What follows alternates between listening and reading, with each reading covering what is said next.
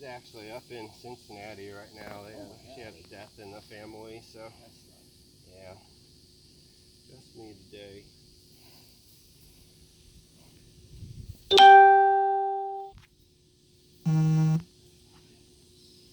And then last thing, well, to do a little bit with the TMJ. You may not love this just because I know he's got those sharp points. Try and stay back here on the mantle. We're just doing a little traction and compression for the TMJ joint, which is the jaw joint, temporal mandibular joint.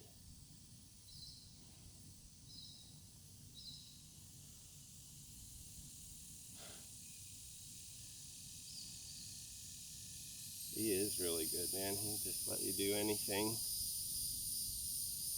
Good boy.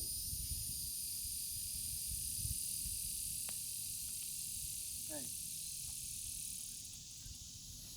Yeah. And the last thing is just if he'll let me, a little bit of tail traction, but I don't know if he may say no to this.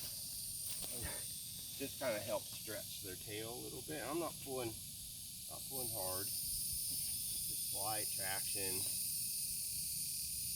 Hopefully he doesn't double barrel me in the face. Just kind of stretches out those last. Justin's donkey. Yeah.